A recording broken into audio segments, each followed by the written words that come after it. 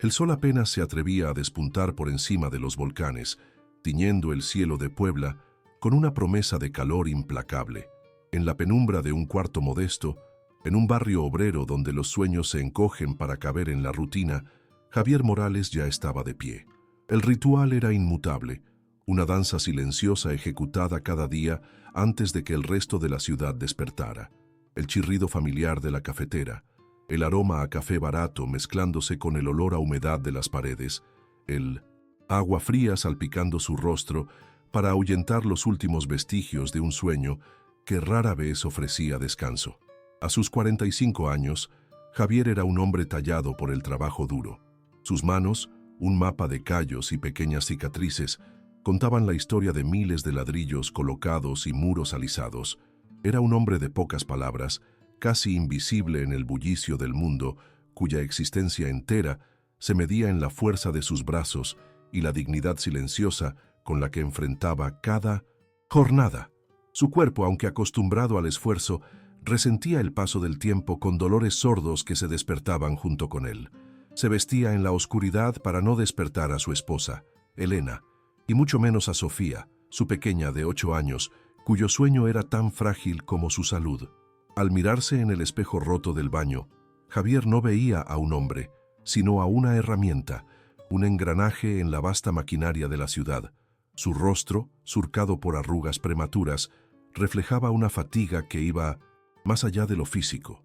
Era el cansancio del alma, de quien sabe que por más que se esfuerce, la orilla siempre parece estar un poco más lejos. No había vanidad en su mirada, solo la evaluación pragmática de un trabajador que necesita que su cuerpo aguante un día más, una semana más, el tiempo que fuera necesario para seguir proveyendo.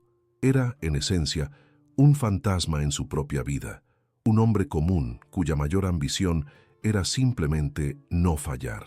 El viaje al trabajo era un peregrinaje diario a través de las venas de la metrópoli. Primero, un microbús destartalado que lo llevaba desde las entrañas de su colonia hasta una avenida principal, un torrente de metal y humo. Ahí, entre docenas de otros obreros, mecánicos y vendedoras ambulantes, esperaba el segundo camión. Este lo transportaría hacia la periferia opulenta de la ciudad, donde se levantaban las construcciones que contrastaban violentamente con su realidad. Durante esos trayectos, Javier se perdía en la multitud, un rostro anónimo entre tantos otros. Observaba las vidas ajenas a través de la ventana sucia, los niños uniformados corriendo a la escuela, los oficinistas apresurados, la vida que fluía a un ritmo que a él le parecía ajeno. Este anonimato era su caparazón, una forma de protección contra un mundo que sentía que no le pertenecía, un mundo para el que él solo construía los cimientos, pero en el que jamás podría habitar. Javier era un maestro albañil, un especialista en acabados finos, un arte que requería una paciencia y una precisión que pocos poseían. Su trabajo era su único orgullo. Podía transformar una pared rugosa y gris en una superficie lisa como el cristal, un lienzo perfecto para la pintura y la decoración que otros disfrutarían. En la obra, un enorme complejo disfrazado de bodega en las afueras, su meticulosidad era apreciada pero no celebrada. Sus supervisores lo consideraban confiable, un hombre que no daba problemas, pero no veían al artista, solo al obrero. Él sentía la ironía de su labor. Dedicaba 10, a veces 12 horas al día, bajo un sol que castigaba sin piedad, para erigir un lujo que le era tan extraño como la superficie de la luna. El polvo de cemento se le pegaba a la piel, se le metía en los pulmones, un recordatorio constante del precio que pagaba por un salario que apenas alcanzaba para sobrevivir. Pero toda esa rutina, todo ese sacrificio, tenía un único y desesperado propósito. Sofía. Su hija era el centro de su universo, una lucecita parpadeante en la oscuridad de sus días. Sin embargo, esa luz se estaba atenuando. Hacía 6 meses, los médicos le habían puesto nombre a la fatiga que aquejaba a la niña, al tono azulado de sus labios después de un juego simple, una cardiopatía congénita rara, una sentencia envuelta en terminología médica incomprensible. La imagen de Sofía, sentada en la cama del hospital, pequeña y pálida, con una maraña de tubos conectados a su frágil cuerpo, Era una herida abierta en la mente de Javier. Su risa, antes una cascada de alegría, ahora era un murmullo cauto, y su respiración, un recordatorio constante de la bomba de tiempo que latía en su pecho. Cada tosido de la niña en la noche era una daga que se clavaba en el corazón de su padre. La solución, le habían dicho, existía. Una cirugía compleja, de altísimo riesgo, pero con buenas probabilidades de éxito. El problema no era la medicina, sino el dinero. La operación solo se realizaba en un hospital especializado en Houston, Texas, y el costo total, incluyendo traslados, tratamiento y recuperación, ascendía a una cifra que para Javier era una fantasía, casi 3 millones de pesos. Era una cantidad tan monumental, tan fuera de su alcance, que bien podría haber sido una condena de muerte directa. La pusieron en una lista de espera del Seguro Social, una lista que era más un abismo de burocracia que una línea de esperanza. Los doctores, con una compasión impotente, habían sido claros. El tiempo era el enemigo. Sofía no podía esperar. Eternamente. La urgencia crecía con cada día que pasaba, una presión invisible que aplastaba el pecho de Javier. En casa, la tensión era un miembro más de la familia.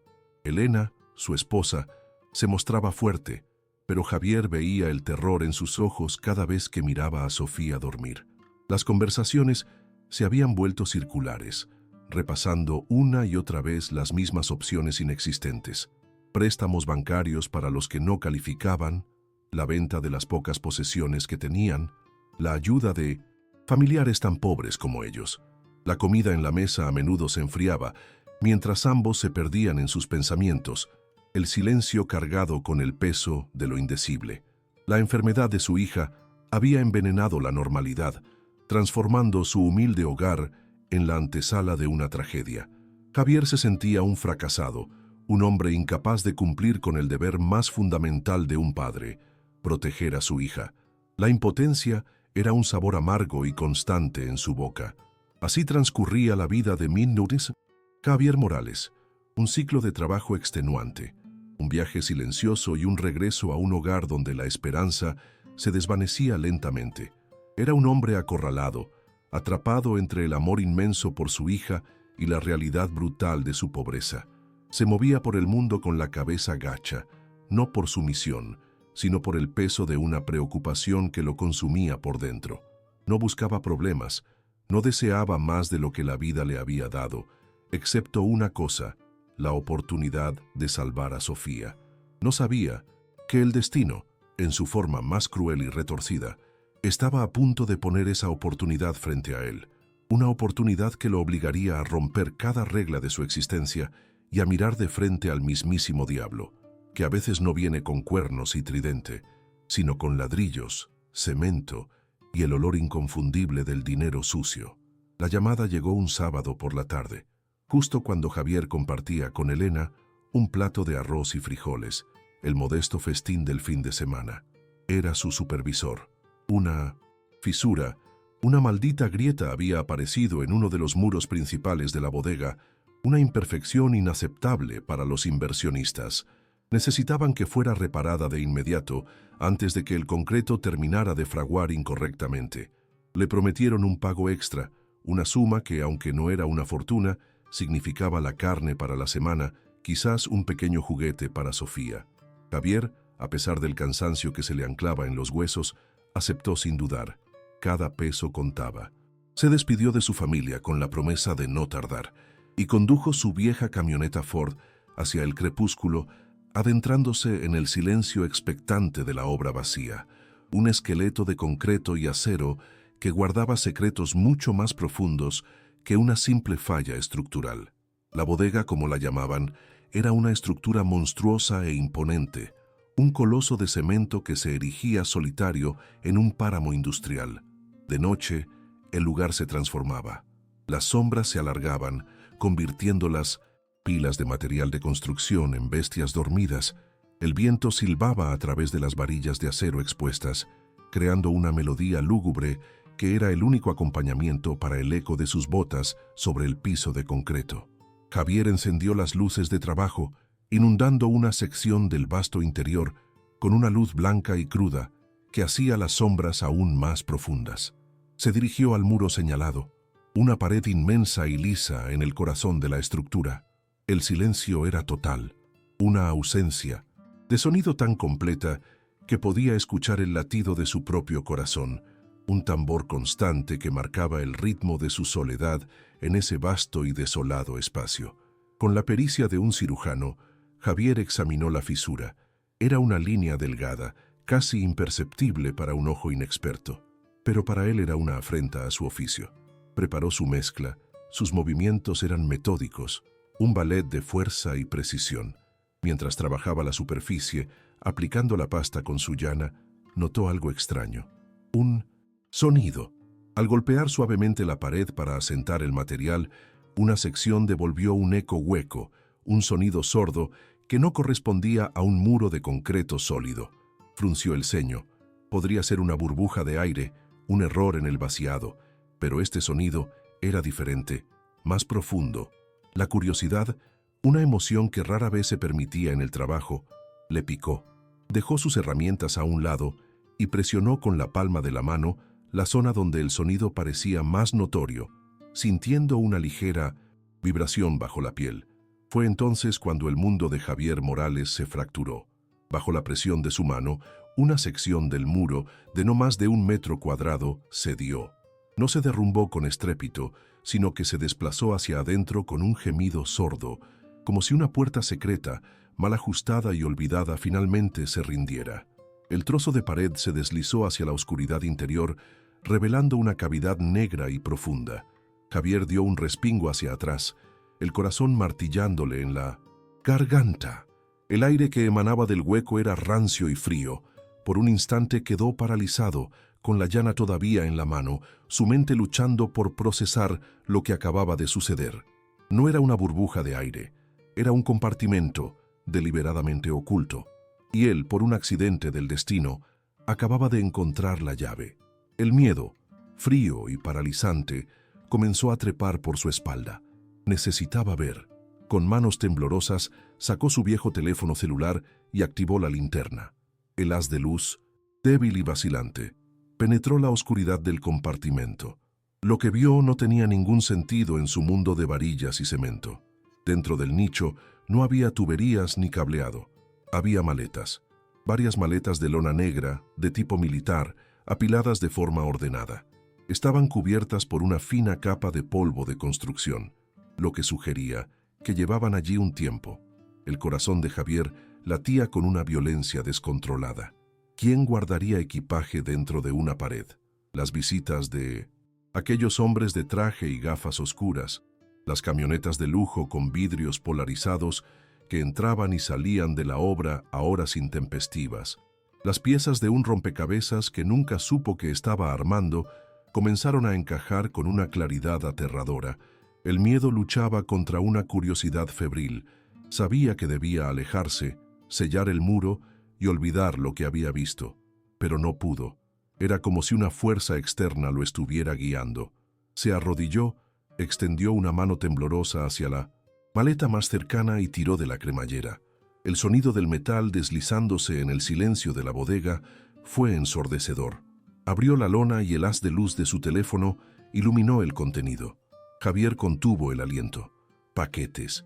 Docenas de paquetes rectangulares, envueltos en plástico transparente y perfectamente alineados. Eran fajos de billetes de 500 pesos. Una montaña de dinero, tan vasta que su mente no podía comprenderla. Olía a tinta fresca, a plástico y a algo más. Un olor químico y seco. El poder crudo y abrumador del contenido de esa maleta lo golpeó como una fuerza física, dejándolo sin aire. De repente, la cifra que le habían dado los doctores en el hospital resonó en su cabeza con la claridad de una campana. Millones de pesos. Miró la pila de dinero, luego otra maleta y otra más. Había suficiente allí, más que suficiente. Por un instante fugaz, una oleada de esperanza salvaje lo inundó. Vio el rostro de Sofía, no pálido y enfermo, sino sonriendo, corriendo en un parque bajo el sol de Texas. Vio a Elena llorando, pero de alivio. La solución a su pesadilla, la respuesta a sus plegarias, Estaba allí, a su alcance, en un oscuro agujero en una pared. El dinero no era solo papel, era la vida de su hija, era el futuro que le habían robado. La tentación fue tan poderosa, tan visceral, que eclipsó todo lo demás, transformando el hallazgo accidental en una posibilidad tangible y desesperada. Pero tan rápido como llegó la esperanza, fue aniquilada por una ola de terror puro. Este no era el premio de una lotería. Este dinero tenía dueño, y los dueños de tales cantidades no eran personas que aceptaran una pérdida. Eran los lobos de la sierra, el cartel cuya crueldad era leyenda en la región. Historias de sus métodos, sus venganzas, se contaban en susurros en las cantinas y en los mercados. Robarles no era un delito, era un suicidio. La imagen de Sofía sonriendo fue reemplazada por visiones de horror, de lo que le harían a él, a Elena, si lo descubrían. Cerró la maleta de golpe, el sonido de la cremallera sellando su terrible secreto. Se quedó de rodillas en el suelo polvoriento, temblando incontrolablemente, el hombre invisible que acababa de tropezar con el tesoro del diablo. Su vida ordinaria había terminado en ese preciso instante. Con un esfuerzo que le pareció sobrehumano, Javier empujó el trozo de pared de vuelta a su lugar. No encajaba perfectamente. Una cicatriz visible delataba la violación del secreto. Con manos torpes y manchadas de sudor, tomó un poco de la mezcla fresca y la untó sobre la junta. Un intento patético de borrar lo que había visto. No era un trabajo de maestro, era el acto desesperado de un animal asustado tratando de cubrir sus huellas. Cada segundo que pasaba en esa bodega se sentía como una eternidad. Apagó las luces de trabajo, sumergiéndose de nuevo en la penumbra, y corrió hacia su camioneta. El motor, que normalmente tardaba en arrancar, cobró vida al primer intento, como si el viejo vehículo sintiera la urgencia de su dueño. Condujo a través de las calles desiertas de Puebla, no hacia su casa, sino sin rumbo, el volante resbaladizo por el sudor de sus palmas, su mente un torbellino de pánico y la imagen de los fajos de billetes grabada a fuego en sus retinas. Finalmente, el instinto lo guió de vuelta a la seguridad de su hogar. Entró en la casa con el sigilo de un ladrón, quitándose las botas en la entrada para no hacer ruido. La casa estaba en silencio, envuelta en la paz inocente del sueño. Caminó hasta el cuarto de su hija y se quedó en el umbral observándola. Sofía dormía, su pequeño pecho subiendo y bajando, con una irregularidad que le arañaba el alma. La luz de la luna que se filtraba por la ventana iluminaba su rostro, haciéndola parecer aún más pálida, más etérea. En ese momento, la monstruosa elección se cristalizó en su mente con una claridad brutal. Detrás de él, en la oscuridad de la ciudad, yacía un tesoro maldito que podía comprar la vida. Frente a él, bajo la luz de la luna, yacía la vida que no tenía precio, una vida que se estaba escapando, el dinero y su hija, el diablo y Dios, y él, un simple albañil atrapado en medio del abismo. La noche se convirtió en una tortura. Javier no pudo dormir. Se sentó en la pequeña cocina con una taza de café frío entre las manos, mientras las horas se arrastraban con una lentitud insoportable. Su mente era un campo de batalla. Un lado, la voz de la razón, de toda una vida de honestidad, le gritaba que olvidara el dinero, que era una trampa mortal, una sentencia de muerte segura. Le recordaba la dignidad de su pobreza, el orgullo de ganar cada peso con el sudor de su frente.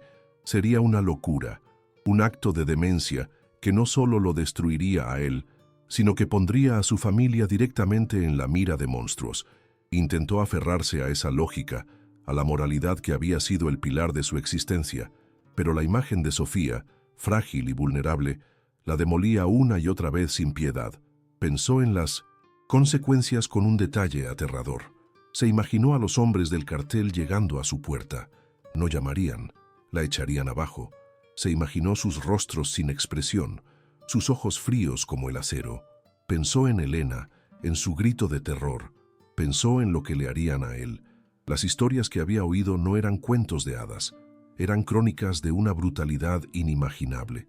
La perspectiva de ese dolor, de esa aniquilación, era tan real que le provocaba náuseas. Se dijo a sí mismo que ningún dinero valía ese riesgo. Era mejor seguir luchando, rezar por un milagro, esperar en la lista del Seguro Social. Era mejor ser un padre pobre y vivo que un fantasma rico cuya familia pagaría el precio de su osadía. Por un momento, la decisión pareció tomarse sola. El miedo era un argumento demasiado poderoso. Lo olvidaría todo. Pero entonces, la otra voz, la voz del padre desesperado, susurró desde lo más profundo de su ser. ¿Qué certeza había en la espera? La certeza de ver a su hija debilitarse día a día. La certeza de la impotencia, de ver cómo la burocracia y la falta de recursos le robaban a Sofía su única oportunidad. Recordó la mirada del médico, una mezcla de profesionalismo y piedad que no ofrecía consuelo, solo la fría estadística. Esta no era una elección entre el bien y el mal, se dio cuenta. El mal ya estaba presente, anidado en el pecho de su hija, creciendo con cada latido irregular. La elección era entre dos infiernos, uno posible y violento a manos del cartel, y otro seguro y lento, consumido por el arrepentimiento y el dolor de no haber hecho todo lo posible. La certeza de perder a Sofía era, en última instancia, más aterradora que cualquier sicario. La lógica de su mundo comenzó a invertirse. ¿Era realmente un robo? ¿A quién le estaría quitando ese dinero? A criminales, a hombres que se enriquecían con el veneno que vendían, con la extorsión, con el miedo que sembraban en gente como él. Hombres que construían sus imperios sobre las tumbas de otros. ¿Qué derecho moral tenían ellos sobre ese dinero? ¿No era acaso una especie de justicia poética, una retribución cósmica, tomar de los que causan la muerte para dar vida? La idea, que al principio le pareció una justificación absurda, comenzó a echar raíces en su mente agotada. No sería un ladrón, sería un padre, un justiciero anónimo. La narrativa en su cabeza empezó a cambiar, transformando el acto de cobardía en un acto de valentía suprema, el único acto de verdadero control que podría ejercer sobre su destino. El primer rayo de luz del domingo se coló por la ventana de la cocina cortando la oscuridad. El amanecer. El mundo comenzaba a despertar, ajeno a la guerra que se había librado en el alma de un solo hombre. Javier se levantó, sus músculos rígidos por la tensión. Caminó de regreso al cuarto de Sofía. La luz anaranjada del alba bañaba su rostro. En ese instante, mientras la observaba, la respiración de la niña vaciló, un pequeño y casi imperceptible ahogo en su sueño que sonó en los oídos de Javier como un trueno. Ese sonido, tan pequeño, tan terrible, fue el golpe final, fue la señal. Todo el miedo, toda la duda, toda la moralidad se desvaneció, quemada por la urgencia feroz de ese pequeño espasmo. El miedo al cartel seguía ahí, pero ahora era un ruido de fondo, eclipsado por el terror primordial de perderla. Una calma gélida se apoderó de él. La tormenta en su interior había cesado, dejando en su lugar una resolución tan dura y fría como el acero. Ya no había debate, ya no había elección, solo había un camino. Javier se dio la vuelta, salió del cuarto y caminó con paso firme hacia la entrada donde había dejado las llaves de su camioneta. Ya no era Javier Morales, el albañil invisible, el hombre bueno y temeroso. En el transcurso de una sola noche, había muerto y renacido como otra cosa, un padre dispuesto a descender al infierno y robarle el fuego al diablo para mantener encendida la llama de la vida de su hija. Tomó las llaves. El sol se levantaba sobre Puebla, marcando el inicio del primer día de su nueva y peligrosa existencia. La decisión estaba tomada. Era irreversible. El regreso a la bodega fue un acto de transgresión total. El sol del domingo por la mañana iluminaba el mundo con una inocencia que Javier ya no sentía. Ahora era un profanador, un fantasma que se movía por un escenario que hasta ayer era suyo, pero que ahora se sentía ajeno y hostil. No había tiempo para el miedo. La adrenalina era un combustible puro y helado en sus venas. Rompió de nuevo la pared, esta vez sin cuidado, con la urgencia de un saqueador de tumbas. Las maletas de lona eran pesadas, un peso muerto que representaba el futuro de Sofía. Vació su contenido en grandes sacos de cemento vacíos, el polvo blanco mezclándose con los fajos de billetes. Era una profanación, el dinero casi sagrado siendo cubierto por el material de su vida humilde. El simbolismo no se le escapó. Estaba enterrando su antigua vida bajo el peso de su decisión. Cargar los sacos en su vieja camioneta fue un trabajo brutal. Cada uno pesaba una barbaridad y tuvo que hacer varios viajes desde el interior de la bodega hasta el vehículo, su espalda gritando en protesta, sus músculos quemando. La suspensión de la Ford se quejó, hundiéndose visiblemente bajo la carga extraordinaria. Parecía un milagro que los neumáticos no reventaran. Mientras se alejaba de la obra por última vez, cada crujido del chasis, cada chirrido de la suspensión, era una sinfonía de pánico. Miraba por el espejo retrovisor constantemente, esperando ver las luces intermitentes de una patrulla, o peor aún, la silueta amenazante de una camioneta de lujo. Las calles de Puebla, normalmente bulliciosas, parecían desiertas y llenas de ojos invisibles. Cada persona que veía, un posible testigo, cada coche una amenaza potencial. El aire que respiraba era espeso, casi sólido, cargado con el peso de 28 millones de pesos. Su plan, forjado en la desesperación de una noche de insomnio, era primitivo, basado en el conocimiento de su propio mundo. Condujo por más de una hora, dejando atrás la ciudad y adentrándose en el paisaje rural donde sus padres aún vivían. Llegó a la pequeña parcela de tierra, una casa humilde rodeada de corrales y campos de maíz. Sin dar explicaciones, se dirigió directamente al gallinero, un cobertizo destartalado que apestaba a tierra húmeda y excrementos. Allí, bajo las miradas perplejas de las gallinas, cavó un hoyo profundo, enterró los sacos de cemento, uno por uno, y luego cubrió el tesoro con tierra, paja y estiércol. Era el escondite perfecto en su imperfección. Nadie buscaría una fortuna debajo de un gallinero. Por un breve instante, mientras apisonaba la tierra, sintió una oleada de alivio. El dinero estaba seguro. El primer paso de su plan suicida estaba completo. Mientras tanto, en la bodega, el orden del universo del cartel comenzaba a restaurarse. Un hombre conocido como El Chacal, lugarteniente del comandante, llegó para una inspección rutinaria. Era un hombre delgado de movimientos precisos y ojos que no se perdían nada. La cicatriz mal disimulada en la pared fue lo primero que vio. No era una grieta, era un remiendo, un trabajo burdo e insultante. No cuadraba con la meticulosidad que exigían en sus construcciones. Se acercó, pasó los dedos por la superficie rugosa y supo, con la certeza helada de la experiencia, que algo andaba muy mal. Sin una palabra, sacó su teléfono y llamó a dos de sus hombres que esperaban afuera. Su voz era tranquila, casi un susurro, pero cargada de una amenaza que helaba la sangre. «Traigan las herramientas. Tenemos que abrir esta pared ahora mismo». No hubo dramatismo, solo una eficiencia brutal. Los hombres, armados con mazos, demolieron la sección parchada en menos de un minuto. El agujero negro del compartimento secreto quedó expuesto, vacío.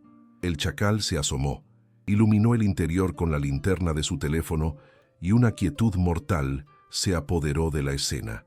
El silencio fue más elocuente que cualquier grito. El dinero no estaba. La afrenta era total.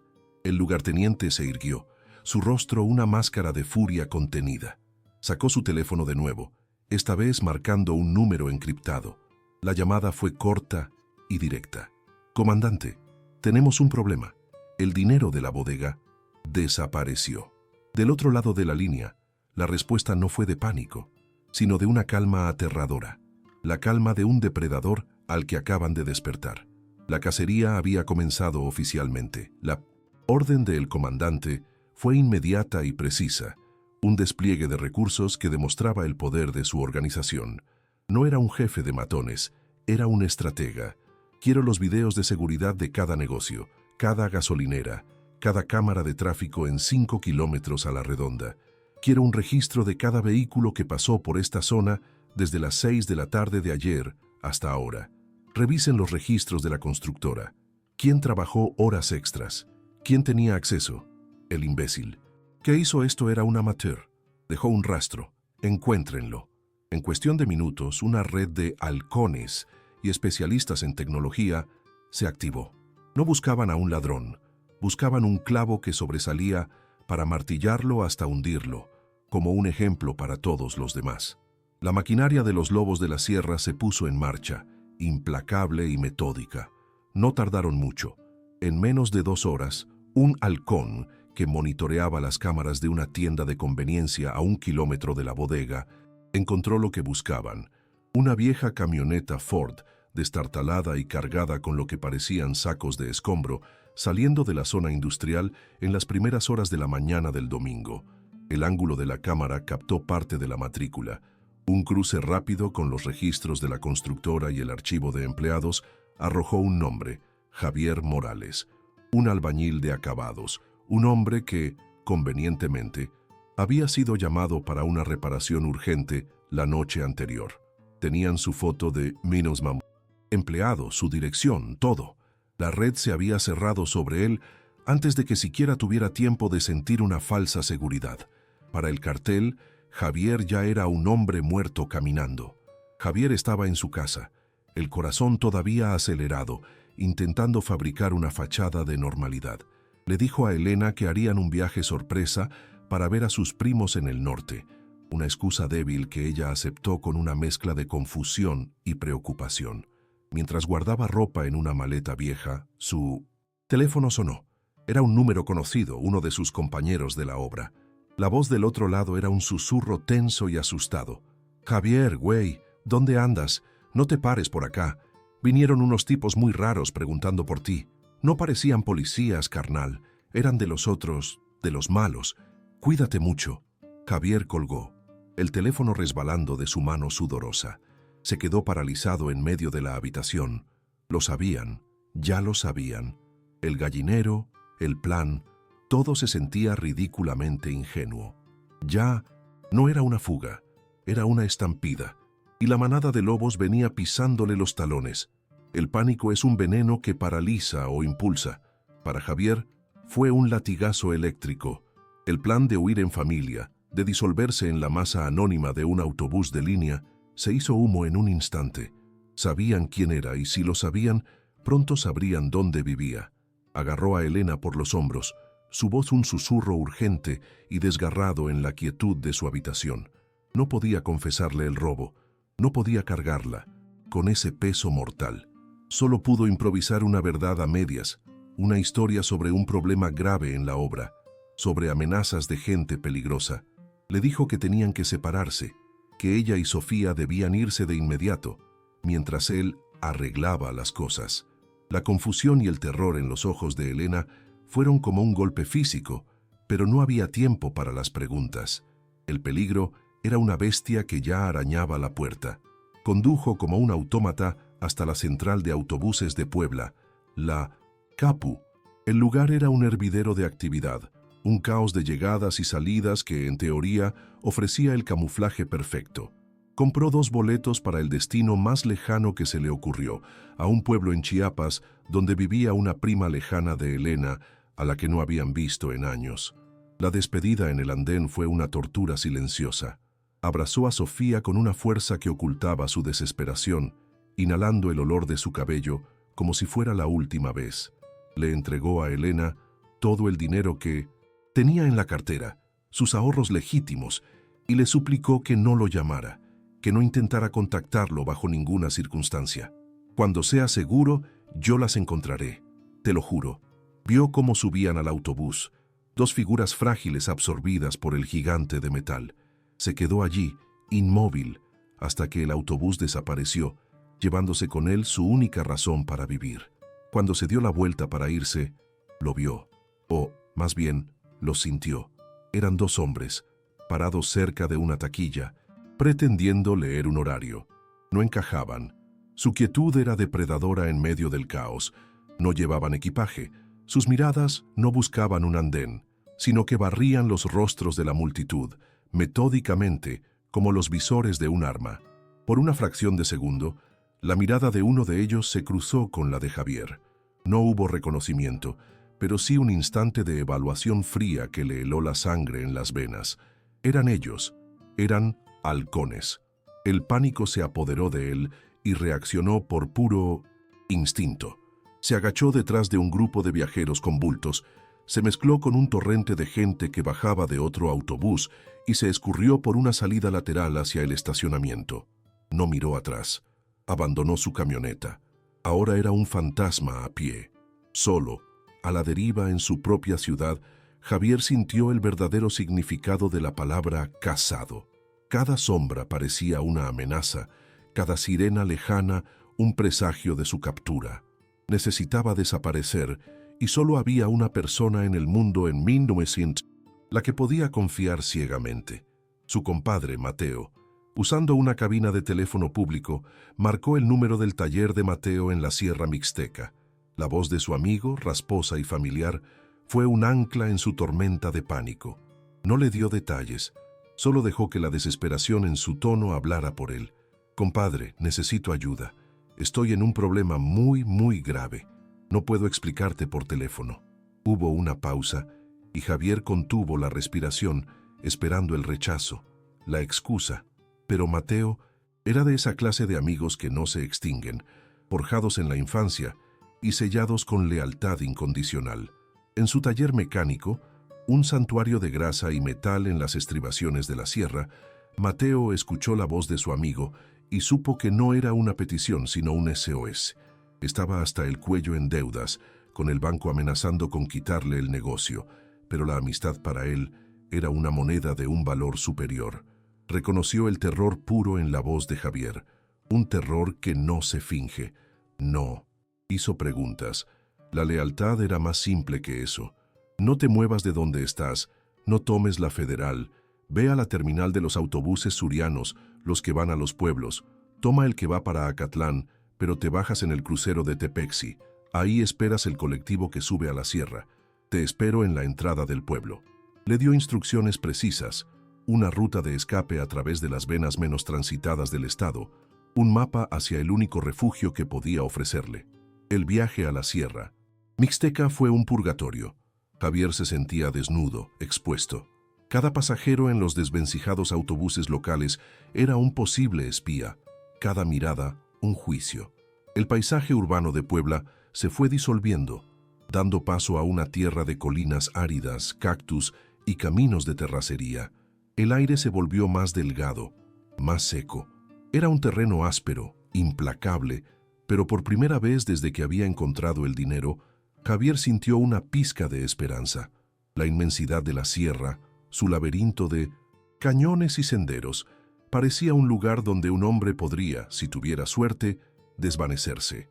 El cambio de escenario era un reflejo de su propia transformación. Estaba dejando atrás el mundo ordenado y predecible del concreto para adentrarse en un territorio salvaje y sin ley, donde las reglas eran dictadas por la naturaleza y por hombres más peligrosos que cualquier animal. La reunión con Mateo en la penumbra del atardecer fue un abrazo rápido y tenso. El taller de su compadre olía a aceite, quemado a metal y a la seguridad de la amistad, mientras Mateo cerraba la cortina de acero, garantizándoles una privacidad temporal. Javier finalmente sintió que podía respirar, pero el alivio duró poco. Mateo, con el rostro sombrío, le mostró la pantalla de su teléfono. Era la página de un blog de noticias locales, de esos que reportan la nota roja sin filtros. La cabeza de la noticia era brutal. Hallan a 2 ejecutados en inmediaciones de la Capu. Eran narcomenudistas de poca monta. Mateo lo miró fijamente, la gravedad de la situación reflejada en sus ojos. Esto no es una simple búsqueda, compadre. No están jugando. No solo te buscan a ti, están limpiando a cualquiera que pudiera haberte visto o ayudado. Esto es una operación militar. Te metiste con el diablo en persona. La brutalidad de esa noticia, la eficiencia quirúrgica de sus perseguidores, golpeó a Javier con la fuerza de una revelación. Él, un simple albañil, había pensado que podía ser más listo que ellos, que un escondite ingenioso y un plan de escape improvisado serían suficientes. ¡Qué iluso! Acababa de desatar una fuerza de la naturaleza, una organización con recursos y una crueldad que apenas podía empezar a comprender. El miedo que sentía ahora era diferente, más profundo y más inteligente. La historia que estás presenciando es un testimonio de cómo un hombre ordinario puede ser empujado a circunstancias extraordinarias. Si el suspense y la tensión de la huida de Javier te tienen al borde del asiento, no olvides suscribirte a nuestro canal para no perderte ni un segundo de cómo termina esta cacería, y déjanos un comentario diciéndonos desde qué ciudad nos estás viendo. Ahora, volvamos a la sierra, donde la noche apenas comienza y los lobos se acercan. La revelación de Mateo cayó sobre Javier como una losa de concreto. El taller, que momentos antes parecía un refugio, ahora se sentía como una trampa. Cada sombra en el exterior era un sicario en potencia, cada ruido de un motor lejano, el anuncio del fin. Viendo la palidez de su amigo, Mateo, un hombre forjado en la adversidad, reafirmó su lealtad con un apretón en el hombro. «No te voy a dejar solo en esto, compadre, para eso estamos». Su miedo era visible, pero su resolución era más fuerte. Explicó que la sierra era un laberinto que él conocía como la palma de su mano. Podían moverse de noche, usar veredas que no aparecían en ningún mapa y encontrar refugio en lugares donde la ley de los hombres no llegaba. El plan cambió. Ya no se trataba de huir lejos, sino de disolverse en la propia tierra, de volverse un fantasma en las montañas. Consciente de que su taller sería un objetivo tarde o temprano, Mateo supo que necesitaban un santuario más seguro. En lo profundo de la sierra, en una parroquia tan vieja como los cerros que la rodeaban, vivía el padre Damián. No era un sacerdote común. Era un hombre que había visto cómo el cáncer del narco se infiltraba en sus comunidades, envenenando a los jóvenes y comprando a las autoridades. Odiaba al cartel con una furia justa y silenciosa. Mateo creía que el padre, un hombre que valoraba la vida por encima de las reglas, entendería. «Él nos ayudará», dijo Mateo con convicción. «Ve el mal que esta gente hace cada día. Entenderá que a veces, para proteger a una oveja, hay que esconderla del lobo sin importar de dónde venga». El plan estaba trazado: buscar la ayuda de Dios en la tierra del diablo. El viaje a la parroquia fue una odisea a través de la oscuridad. Mateo guiaba a Javier por senderos escarpados que bordeaban precipicios, un camino que solo un lugareño podría conocer. El aire frío de la montaña cortaba la piel, y el silencio solo era roto por el crujido de sus pisadas y el ulular del viento. Arriba, un manto de estrellas de una claridad imposible parecía vigilar su huida. Javier, un hombre de ciudad acostumbrado al piso firme, tropezaba y luchaba por mantener el ritmo, sus pulmones ardiendo por la falta de aire. Esta travesía física era un bautismo, un despojo de su antigua identidad. Con cada paso, dejaba atrás al albañil y se adentraba más en un mundo primitivo de supervivencia, su destino ahora íntimamente ligado al de su valiente compadre, el único faro en su noche infinita. Llegaron a la iglesia justo antes del alba, una silueta de piedra y fe anclada en la ladera de una montaña. Era pequeña, antigua, con un campanario que parecía apuntar directamente al cielo. El padre Damián, un hombre de rostro curtido por el sol y de mirada penetrante, los recibió en la puerta. Escuchó la historia de Mateo, una versión editada que omitía el dinero pero que transmitía la esencia del peligro mortal. El sacerdote observó a Javier. Vio la desesperación grabada en cada línea de su rostro, el terror de un hombre acorralado. No hizo muchas preguntas. Vio a un alma en tormento huyendo de un mal que él conocía demasiado bien. Con un asentimiento solemne, los condujo a una pequeña habitación en la parte trasera de la sacristía. «Aquí estarán seguros por ahora. Que Dios se apiade de nosotros», murmuró, ofreciéndoles un breve, frágil momento de paz. Pero la paz era una ilusión. En su centro de operaciones, el comandante sentía la frustración de la cacería. El albañil se había evaporado.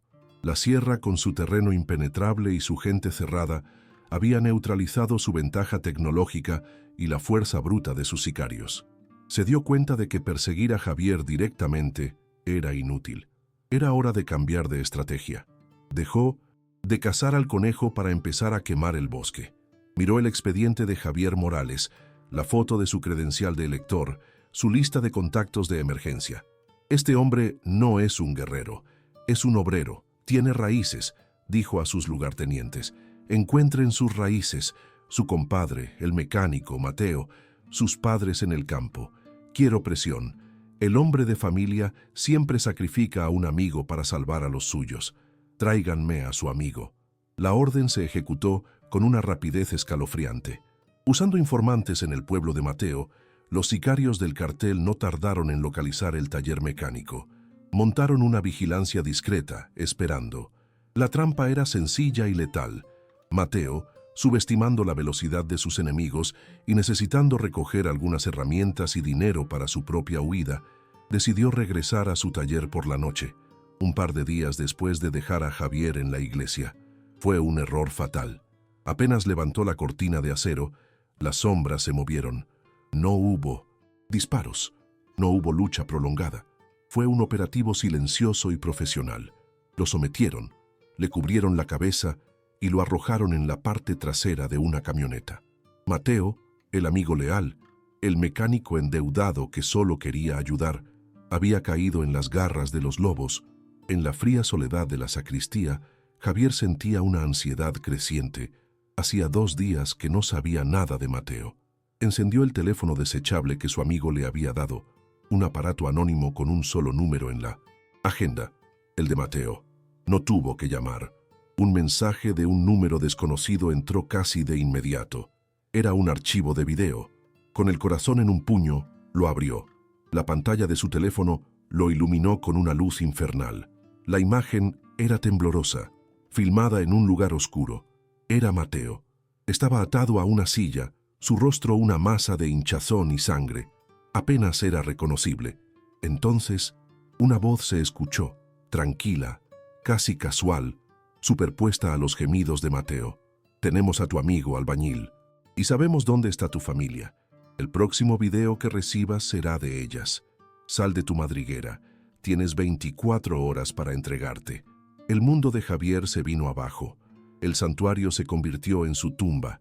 La esperanza de escapar, de desaparecer, se hizo añicos contra la brutal realidad de ese video. Ya no se trataba de salvarse a sí mismo. Había arrastrado a la muerte a su único amigo y había puesto a su esposa y a su hija en la mira del verdugo. El dolor fue tan intenso que lo dejó sin aliento, un abismo de culpa y rabia abriéndose en su pecho. El padre Damián entró en la habitación, atraído por el sonido ahogado de un sollozo, y vio el rostro de Javier. Ya no era el rostro de un hombre asustado. Era la máscara de un hombre que lo había perdido todo y que por lo tanto ya no tenía nada que temer. La huida había terminado. La guerra estaba a punto de comenzar. Javier le mostró el teléfono al padre Damián. La luz del video iluminó el rostro del sacerdote y la máscara de piedad se resquebrajó, revelando una ira fría y profunda. El cura había pasado años luchando contra el cartel con sermones y oraciones, tratando de sanar a una comunidad que se desangraba lentamente. Pero lo que vio en esa pantalla, la tortura de un hombre bueno como Mateo, fue una profanación que ninguna plegaria podía reparar. Entendió en ese instante que se enfrentaba a un mal absoluto, un mal que no podía ser exorcizado, solo destruido. Miró a Javier, vio la tormenta de furia y dolor en sus ojos y supo que la fe a veces exigía acciones más terrenales. El santuario había sido violado y ahora el campo de batalla se extendería más allá de los muros de su iglesia. La complicidad del silencio ya no era una opción. La desesperación se calcinó y de las cenizas surgió un propósito helado. La mente de Javier, el albañil, comenzó a funcionar de una manera nueva. Dejó de pensar como una presa y comenzó a pensar como un constructor, o más bien, como un demoledor. Las estructuras, las cargas, los puntos de quiebre, los materiales, todo su conocimiento profesional se reconfiguró en un arsenal. Se volvió hacia el sacerdote, su voz despojada de todo temblor. «Padre, ¿conoce algún lugar abandonado por aquí? Un lugar grande, viejo, una fábrica, una mina, un lugar donde el óxido y el concreto se estén cayendo a pedazos». No buscaba un escondite, buscaba una tumba, un lugar que pudiera convertir en su propia arma, un monumento a la furia de un hombre común empujado más allá de todo límite. El padre Damián rebuscó en el mapa mental de su parroquia. Había un lugar, una antigua fábrica de cemento, una cementera, abandonada hacía décadas cerca de las salinas de Zapotitlán. Era un esqueleto industrial, un laberinto de edificios en ruinas, pasarelas oxidadas y túneles de mantenimiento que se hundían en la tierra. Y lo más importante, enormes silos de almacenamiento, algunos todavía llenos de grava y polvo de años. El lugar era considerado peligroso, inestable, una herida de óxido en 1900, el paisaje desolado. La gente local lo evitaba, decían que estaba maldito. Para Javier sonaba perfecto. Era un lugar donde la entropía y la decadencia eran la ley, un escenario ideal para desatar el caos. La cementera abandonada sería el teatro de su acto final, un coliseo de concreto y acero donde el cordero se preparaba para emboscar a los lobos. «No puedo ganarles con armas», le explicó Javier al sacerdote, dibujando un croquis rudimentario en el suelo polvoriento de la sacristía. «Pero soy un albañil. Conozco el cemento, conozco el acero, sé cómo se cansan, cómo se rompen. Este lugar puedo usarlo, puedo hacer que la propia fábrica luche por mí». Su plan era una sinfonía de demolición controlada. Hablaba de debilitar soportes de pasarelas, de usar el polvo de los silos como una cortina de humo para cegar y separar a sus enemigos, de crear derrumbes en los túneles para atraparlos. Por primera vez desde que comenzó la pesadilla, Javier no era la víctima, era el experto. El conocimiento que había usado toda su vida para construir, ahora lo enfocaría en destruir. Estaba diseñando una trampa mortal, y su mente, antes ocupada con la supervivencia, ahora estaba llena de cálculos de estrés y carga. El padre Damián, superado el shock inicial, asumió su nuevo y peligroso rol en este plan desesperado. Su fe le dictaba proteger la vida, y en este caso, la única forma de proteger a los inocentes era participar en la destrucción de los culpables. A petición de Javier, reunió en secreto algunas herramientas básicas de la bodega de la iglesia: una barreta de acero, varios metros de cuerda resistente, un mazo y un par de bidones de gasolina. Pero su tarea más crucial sería otra. Javier le hizo prometer que, una vez que el cartel estuviera dentro de la fábrica, haría una llamada anónima. Llame a la Guardia Nacional. Dígales que hay una reunión de narcos en la cementera, un ajuste de cuentas. La llamada debe hacerse en el momento exacto, ni antes ni después. De eso dependerá todo, padre. Con el plan trazado, Javier tomó el teléfono desechable. Su corazón latía con una calma gélida. Marcó el número del que había recibido el video. Cuando la voz fría y arrogante de «el comandante» respondió, Javier habló con un tono de derrota controlada. Aceptó el trato. Se entregaría él mismo y la mitad del dinero. A cambio, quería ver a Mateo con vida y una garantía de que su familia no sería tocada. Propuso el lugar del intercambio: la vieja cementera de Zapotitlán, a 1900, medianoche. La describió como un lugar abierto, neutral, fácil de vigilar, una mentira cuidadosamente construida para atraer a su enemigo. «Venga solo con 2 hombres, sin trucos», dijo Javier, sabiendo que el comandante nunca cumpliría esa parte del trato y contando con su arrogancia para que mordiera el anzuelo. Del otro lado de la línea, el comandante sonrió. La arrogancia era su estado natural. El albañil estaba roto, tal como lo había previsto. Un simple obrero tratando de negociar con un lobo. La petición de un lugar neutral le pareció el acto patético de un hombre que se aferraba a falsas esperanzas. Por supuesto que no iría solo. Llevaría a sus mejores hombres y rodearían el lugar. Aceptó los términos de Javier con una condescendencia burlona, saboreando ya la victoria. Su plan era simple: dejar que el albañil le mostrara dónde estaba el dinero y luego matarlos a él y a su amigo el mecánico. La familia sería el siguiente cabo suelto que ataría. La codicia y el exceso de confianza lo cegaron ante la posibilidad de que la presa, después de ser acorralada, pudiera haber desarrollado colmillos. Esa noche, bajo un cielo que amenazaba con una tormenta de polvo, Javier se adentró en la cementera abandonada. Se movía por las ruinas no con miedo, sino con la familiaridad de un trabajador en su sitio de construcción. Las herramientas que le dio el padre Damián se sentían como extensiones de sus propias manos. Durante horas trabajó en la oscuridad, su silueta recortada, contra las estructuras decrépitas. Usó la barreta para debilitar las bases de una pasarela de metal, ató cuerdas a vigas sueltas en el techo de un túnel, preparó los hilos para que liberaran su contenido con un solo tirón. No estaba rezando por un milagro, lo estaba construyendo con acero, óxido y las leyes de la física. Cuando terminó, se ocultó en las sombras del edificio más alto, un fantasma esperando pacientemente, mientras el viento comenzaba a aullar, anunciando la llegada de la tormenta, y de sus verdugos las luces de varias camionetas de lujo cortaron la oscuridad y la creciente tormenta de polvo como cuchillos. Llegaron con la arrogancia de conquistadores, sin sigilo alguno, formando un semicírculo amenazante en la entrada de la cementera.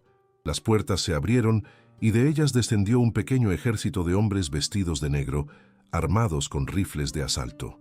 El comandante bajó de la camioneta principal, con su rostro impasible iluminado por los faros. De otro vehículo, 2 sicarios arrastraron a Mateo, arrojándolo al suelo como un saco de huesos rotos. Era una demostración de poder, un mensaje claro. Las reglas las ponían ellos. El viento aullaba, levantando un velo de polvo que hacía que la escena pareciera un espejismo infernal. El comandante escudriñó la oscuridad, esperando que su presa se revelara, totalmente ajeno a que la trampa no era para la oveja, sino para el lobo. «Aquí estoy». La voz de Javier resonó desde las alturas, amplificada por la extraña acústica del lugar. Estaba oculto en las sombras de una pasarela invisible. «El dinero está en el centro del patio, como acordamos. Dejen a mi amigo y lárguense». El comandante soltó una carcajada seca y despectiva. «Las órdenes aquí las doy yo, albañil». Hizo un gesto a sus hombres. «Sepárense, rodeen el lugar, encuéntrenlo, quiero que me lo traigan vivo». En el instante en que los sicarios comenzaron a dispersarse, rompiendo su formación, Javier supo que era el momento. Con un tirón seco de Minonisí, una cuerda que tenía en la mano, ejecutó su primera jugada. No era un ataque, era una alteración del terreno de juego, una remodelación violenta del campo de batalla. Un gemido metálico y atronador resonó por toda la fábrica. La pasarela de acero sobre la que Javier ya no estaba, y cuyos soportes había debilitado, se desplomó con la furia de un gigante moribundo. La estructura de varias toneladas se estrelló contra el suelo, levantando una nube masiva de polvo de cemento y escombros que se mezcló con la tormenta de arena. El estruendo fue ensordecedor. La pasarela caída bloqueó la salida principal, creando una barrera insalvable y separando al instante a el comandante y 2 de sus guardias personales del resto de su pelotón. El caos fue inmediato. Los sicarios, cegados y desorientados, comenzaron a disparar a las sombras, sus ráfagas de balas rebotando inútilmente en el concreto y el acero, sus ecos sumándose a la cacofonía de la tormenta y el colapso. La visibilidad se redujo a 0. La combinación de la tormenta de polvo y el cemento pulverizado creó una niebla densa y asfixiante. Para los hombres del cartel, la fábrica se convirtió en un laberinto infernal y desconocido, pero para Javier era su mundo. Se movía con una certeza fantasmal a través de los túneles de mantenimiento que había memorizado, el polvo su aliado, la oscuridad su manto. Mientras los sicarios gritaban, tratando de reagruparse, Javier se deslizó por los pasadizos inferiores, el sonido de sus pasos, ahogado por el aullido del viento. No era un soldado, pero en ese entorno que él mismo había preparado, era el depredador alfa. El miedo se había transformado en un instinto agudo, y la fábrica, en una extensión de su propia voluntad de sobrevivir y vengarse. Su estrategia era dividir y conquistar, usar el pánico del enemigo en su contra. Localizó un viejo tanque de combustible oxidado en un extremo de la fábrica. Arrojó un bidón de gasolina abierto cerca de él y desde la distancia lanzó una bengala que había encontrado en una caja de herramientas. La ignición fue instantánea, una bola de fuego que rugió hacia el cielo, creando un segundo punto de caos. Varios sicarios, pensando que era el centro del ataque, corrieron hacia las llamas. Mientras estaban distraídos, Javier, desde otro ángulo, tiró de otra cuerda. Una pila de vigas de concreto pretensado, apiladas precariamente, se deslizó y colapsó, bloqueando uno de los túneles principales y atrapando a 2 de los hombres del cartel en su interior, sepultándolos bajo toneladas de escombros. No luchaba contra ellos, hacía que la fábrica los devorara. En medio del pandemonium, Mateo, cuya conciencia iba y venía, vio su oportunidad. El sicario que lo vigilaba estaba de espaldas, disparando hacia las sombras. Con un esfuerzo sobrehumano, Mateo se arrastró por el suelo hasta un trozo de metal afilado, un resto de la pasarela derrumbada. Comenzó a cortar las cuerdas que ataban sus muñecas, la adrenalina anulando el dolor de sus costillas rotas. Justo cuando el guardia se dio la vuelta, Mateo se lanzó hacia adelante, no como un ataque, sino como un peso muerto, embistiendo las piernas del sicario. Ambos cayeron detrás de una enorme maquinaria oxidada. El disparo del rifle del hombre se perdió en la noche. Fue un acto suicida, un último gesto de lealtad para darle a su compadre unos segundos preciosos. A kilómetros de distancia, en una colina que dominaba el valle, el padre Damián vio la bola de fuego iluminar el cielo. Era la señal. El corazón le latía con una fuerza que amenazaba con romperle el pecho. Sacó un viejo teléfono celular y con dedos que temblaban no de miedo, sino de una terrible determinación, marcó el número de emergencias. Cuando el operador contestó, la voz del sacerdote fue firme, irreconocible. Hay un enfrentamiento armado en la cementera abandonada de Zapotitlán. Un ajuste de cuentas. Son docenas de hombres. Parecen 2 carteles matándose entre sí. Traigan todo lo que tengan. Hay armas automáticas por todas partes. Colgó antes de que pudieran rastrearlo, arrojando el teléfono a un barranco. Había puesto en marcha la pieza final del plan de Javier. La caballería venía en camino. El objetivo principal de Javier siempre fue uno: la cabeza de la serpiente. Ignorando a los sicarios restantes, se centró en el comandante. Hizo ruido, golpeando una tubería de metal con su barreta, atrayendo al líder del cartel y a su último guardaespaldas hacia el corazón de la fábrica. El comandante, enfurecido por la incompetencia de sus hombres y obsesionado con matar al albañil con sus propias manos, mordió el anzuelo. Siguió el sonido a través de un laberinto de maquinaria hasta llegar a una gran plataforma abierta directamente debajo de los gigantescos silos de cemento. Era el centro de la trampa de Javier. El guardaespaldas, al cruzar un umbral, activó un cable oculto. Una viga de acero que colgaba suelta se balanceó desde la oscuridad y lo golpeó con una fuerza brutal, arrojándolo al vacío. Ahora estaban solos. Javier se reveló apareciendo en una pasarela superior, a unos 20 metros por encima del comandante. Sus miradas se encontraron a través del velo de polvo. Por un instante, el tiempo se detuvo. El comandante, con el rostro contraído por el odio, levantó su pistola de oro y apuntó. «¡Albañil de mierda!», gritó, su voz casi perdida en el viento. Pero Javier estaba preparado. No le dio tiempo a disparar. Con toda la fuerza que le quedaba, tiró de la última y más gruesa de las cuerdas que había preparado, la que estaba conectada al mecanismo de liberación principal de los silos. El engranaje, oxidado y debilitado, cedió con un chirrido espantoso, y el infierno se desató debajo de él. No fue una fuga, fue un diluvio. El contenido de 3 silos, miles de toneladas de grava, arena y cemento endurecido por décadas de abandono, se precipitó hacia abajo en una avalancha sólida y atronadora. El comandante apenas tuvo tiempo de levantar la vista. Su rostro una máscara de incredulidad antes de ser engullido. La cascada de material no solo lo sepultó a él, sino que el peso cataclísmico hizo que toda la estructura de la plataforma y los edificios circundantes implosionara. La fábrica se devoró a sí misma en un rugido apocalíptico. Mientras el polvo se asentaba, un nuevo sonido comenzó a crecer en la distancia, mezclándose con el aullido del viento. Las sirenas de la Guardia Nacional acercándose rápidamente. Javier, cubierto de polvo, observó la destrucción desde su percha, un juez solitario en el fin del mundo que él mismo había creado. Mientras las sirenas crecían hasta convertirse en un aullido ensordecedor y las luces rojas y azules de las torretas pintaban el caos con destellos fantasmales, Javier se movía. No había tiempo para la reflexión, solo para la supervivencia.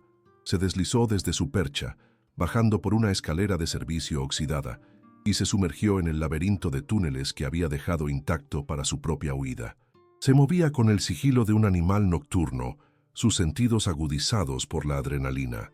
Llegó al lado opuesto del complejo industrial, a una sección derrumbada del muro perimetral que daba a la oscuridad del desierto. Se detuvo por un segundo, lanzando una última mirada a la fábrica en ruinas, ahora un enjambre de soldados y vehículos. Era un monumento a su furia, una tumba para sus enemigos. Luego, sin un sonido, se disolvió en la noche, convirtiéndose en un fantasma más en la vasta soledad de la sierra. La Guardia Nacional se encontró con una escena de carnicería y destrucción que superaba la ya violenta llamada del sacerdote. Hallaron los cuerpos de varios sicarios conocidos de los lobos de la sierra, algunos aplastados bajo toneladas de concreto, otros acribillados por el fuego cruzado en la confusión inicial. Encontraron a Mateo, malherido pero vivo, quien se convirtió en la única víctima y testigo, un sobreviviente del brutal ajuste de cuentas. El cuerpo del comandante nunca fue recuperado, sepultado para siempre en las entrañas de la fábrica que se convirtió en su mausoleo. La historia oficial, alimentada por la llamada anónima del padre Damián y la evidencia en el lugar, fue exactamente la que Javier había planeado. Una guerra interna del cartel que salió espectacularmente mal. El nombre de Javier Morales nunca apareció en ningún informe. El albañil, para las autoridades, simplemente nunca existió en esa ecuación. Moviéndose de noche, evitando caminos y pueblos, Javier tardó 2 días en volver a la casa de sus padres. Parecía un espectro, cubierto de polvo y con una mirada vacía que había visto el fin del mundo. Desenterró los sacos de cemento de debajo del gallinero. El dinero, al tacto, se sentía diferente ahora. No era la promesa de una vida, sino el peso de la muerte. Se reunió con el padre Damián una última vez, en un cruce de caminos al amparo de la noche. No se dijeron muchas palabras. El entendimiento entre ellos era total. Javier le entregó casi toda la fortuna. El sacerdote, usando la red discreta y confiable de la iglesia, se encargaría de que el dinero, limpio y anónimo, llegara a manos de Elena. Javier solo se quedó con un fajo de billetes, lo suficiente para el viaje más largo de su vida. El precio de su victoria era absoluto. Nunca volvería a ver a su compadre Mateo, quien desapareció en el sistema, ni su hogar. Con el dinero para su hija ya en un camino seguro, Javier emprendió su exilio. Se convirtió en un peregrino, sin nombre, viajando hacia el norte. Cada kilómetro que lo alejaba de Puebla era un pedazo de su alma que se quedaba atrás. Había salvado a Sofía, había cumplido la promesa que se hizo en la oscuridad de su cocina, pero en el proceso había aniquilado su propia existencia. Ya no era Javier Morales, el albañil orgulloso de su trabajo, el esposo y padre. Era un hombre sin rostro, sin historia, un cascarón vacío cuyo único propósito ya se había cumplido. Al llegar a la frontera, un río de acero y desconfianza, miró hacia el sur por última vez, una despedida silenciosa a la tierra que lo vio nacer y morir. Luego cruzó, disolviéndose en la vasta e indiferente multitud del otro lado, un fantasma en busca de un desierto donde olvidar. Meses después, en un parque de Houston bañado por un sol que se sentía menos hostil que el de su tierra, una niña de 8 años corría sin descanso, su risa una cascada de sonido puro y cristalino. Era Sofía. Su rostro tenía color, sus pulmones se llenaban de aire sin esfuerzo y su corazón latía con un ritmo fuerte y constante, una melodía perfecta afinada por la ciencia y el sacrificio. Elena la observaba desde una banca, sus ojos llenos de una mezcla de gratitud infinita y una tristeza secreta que nunca la abandonaría. Vivían en un pequeño apartamento, con una modestia que disfrazaba el origen de su nueva vida. Para el mundo eran solo una madre y su hija inmigrantes, pero en el silencio de sus corazones guardaban el secreto de su milagro, un milagro comprado con el alma de un hombre al que Sofía solo recordaría como el padre que un día se fue para no volver. A miles de kilómetros de distancia, en el paisaje anónimo de alguna ciudad estadounidense, un hombre de 40 y tantos años mezclaba cemento bajo un sol implacable. Sus manos, callosas y fuertes, realizaban el trabajo con una eficiencia mecánica, pero sus ojos estaban vacíos, desprovistos de la chispa de orgullo que una vez sintió por su oficio. Era Javier, o lo que quedaba de él, un fantasma entre fantasmas, un trabajador indocumentado que hablaba poco y no confiaba en nadie. No tenía amigos, no tenía hogar, solo el trabajo agotador durante el día y la soledad de un cuarto alquilado por la noche. Su única conexión con el pasado era una fotografía arrugada de Sofía que miraba antes de dormir, su único consuelo y su castigo eterno. Había pagado el precio más alto, no con su vida, sino con su vida, cambiando su identidad y su alma por la de su hija. Mientras tanto, en Puebla y en las aldeas polvorientas de la Sierra Mixteca, la historia de la noche de la tormenta de polvo en la cementera había crecido hasta convertirse en una leyenda. Como nadie supo nunca la verdad, la gente tejió los hilos de los hechos con el estambre del mito. En las cantinas, entre el ruido de las botellas de cerveza y las canciones de corridos, y en los mercados, entre el olor a especias y a tierra, se contaba la historia en susurros. No hablaban de un tal Javier Morales. Ese nombre se había perdido en el olvido. Hablaban del albañil fantasma, un espectro, decían algunos, el espíritu de un obrero asesinado por el cartel que regresó de la tumba para vengarse. Un hombre común, decían otros, que fue empujado al límite y que usó su conocimiento de la construcción para hacer que el diablo se tragara su propia casa. Y así, la crónica de un padre desesperado se transformó en un mito poderoso, un susurro de esperanza para los oprimidos. La leyenda del albañil fantasma se convirtió en un recordatorio de que bajo la superficie del hombre más humilde y silencioso puede yacer una fuerza capaz de resquebrajar los cimientos del poder. Era un cuento de advertencia para los que se creían invencibles, una prueba de que el amor de un padre por su hija puede ser más fuerte que cualquier cartel. La historia de Javier Morales, el hombre, se desvaneció, pero su sacrificio dio a luz a una leyenda inmortal, un eco de justicia que resonaría para siempre en las montañas y los valles de México, un testimonio eterno de que incluso el cordero más manso, cuando le arrebatan lo que más ama, puede aprender a aullar como un lobo.